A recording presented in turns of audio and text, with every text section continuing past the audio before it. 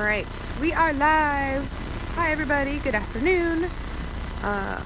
It is definitely raining, and so we are out here doing our kind of regular plankton collection and bringing you guys along to see. I can do a quick little Tom, my ever vigilant helper, who constantly gets suckered into helping me out.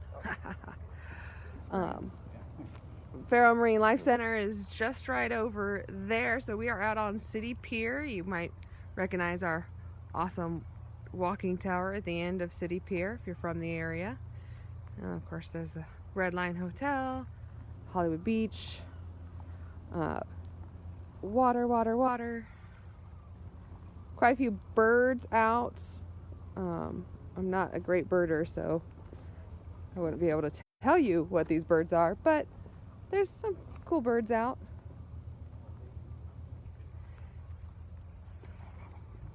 And Edda's Hook just across the way. So we like to collect our plankton from this opening in the City Pier here. It's also a lot of fun to take a peek. You might see those orange things there are sea stars. Those are ochre stars. There's another ochre star on the piling over here, but he's a little harder to see. So this is our plankton collecting spot, and we use a special net. This is the plankton tow that we use to collect the plankton. And basically, as we're pulling it up, the water is going to get pushed out through all of these tiny holes here. These holes are 80 micrometers in size. Best way, if you're not familiar with micrometers, my pinky nail is pretty close to being a centimeter wide. And you would have to slice up my pinky nail, or slice up a centimeter into 10,000 slices, equal slices, to get 1 micrometer. So if you got 80 of those micrometers, or 80 of those slivers at that point, slicing my pinky nail, that's how big the holes are on this screen, which is definitely going to be tough to see.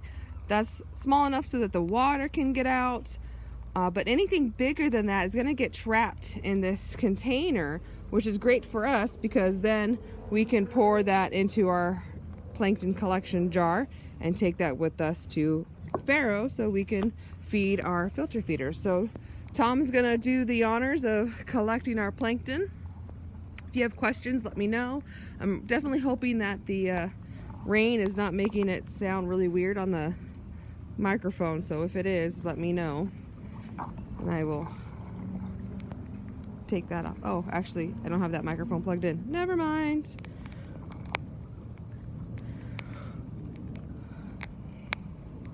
Hopefully I won't mess it up if I plug it in. I'm going to plug in this speaker now. Hold on. Okay, speaker is plugged in. So hopefully that helps the sound. Let me know if that made the sound worse. If it made it better, then great. So, Tom is sending the plankton tow down into the water.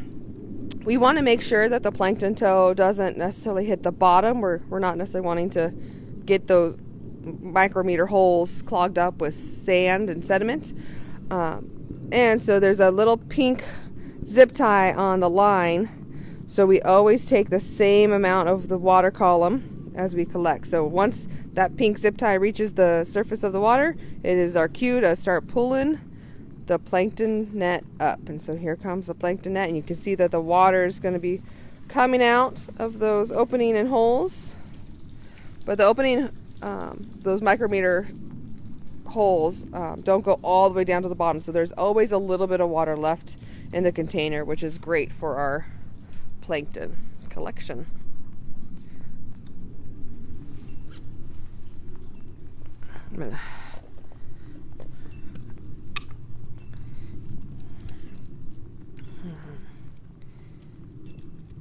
So now we're going to open up our little plankton trap.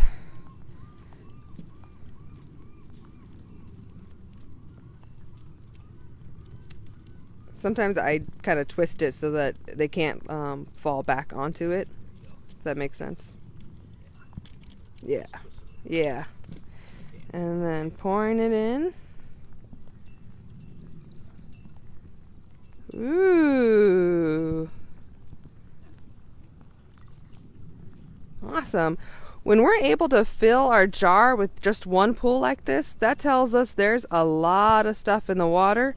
I don't know if I can give you guys a good, it's hard to give you guys a good visual here. But hopefully you can see all the sort of tiny little dots, and there might be some that look like they're swimming around a little bit.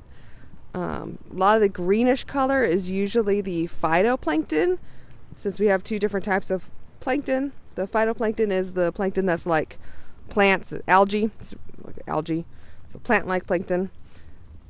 And then the ones that can be swimming around on their own are going to be the zooplankton, so that's the animal-like plankton.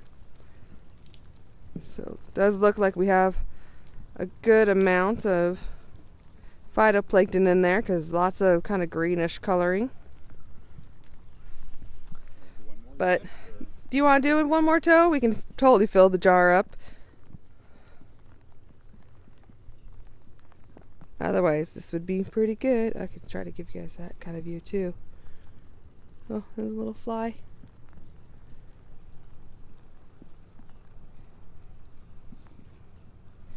A lot of the times, or at least especially lately, our plankton toes have been a lot of copepods, a lot of barnacle noculi. So there's plankton that stays plankton their whole lives, such as copepods, and then there's plankton that are just baby versions of other animals. So like the barnacles start out as plankton, so the barnacle noculi is their plankton version.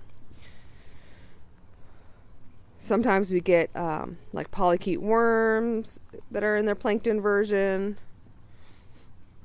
sea cucumbers that are in their plankton version, and sometimes we even end up with little jellies, which actually are plankton throughout their adult stage.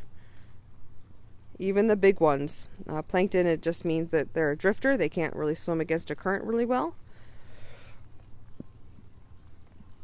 There's a lot of other parts to their definition of a plankton, but that's sort of the easiest one.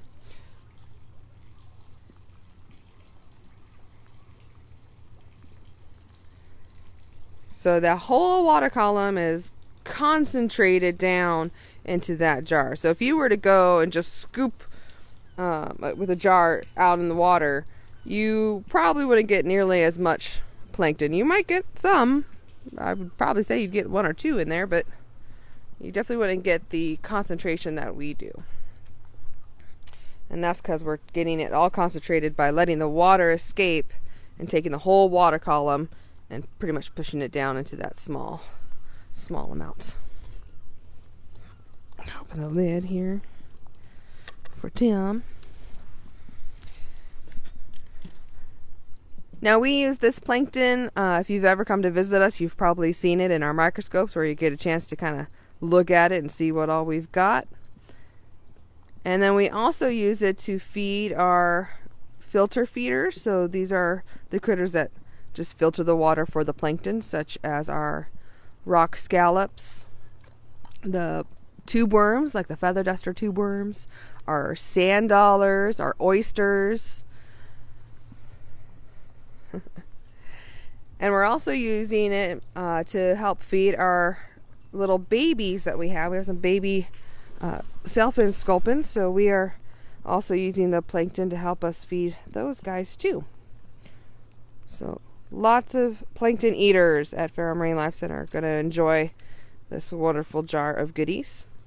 Hope you guys enjoyed our out in the wild plankton tow. So yep, even in the rain we've got to collect food for the animals, but that's okay. So let us know if you guys have any questions. Feel free to write in the comments. Even if you're watching the video later, we'll just do our best to keep track, and as you make comments and questions, we'll do our best to answer as soon as possible. Otherwise, stay home, stay safe, stay healthy, and we look forward to seeing you guys again later. I'll do a quick tour of the waters.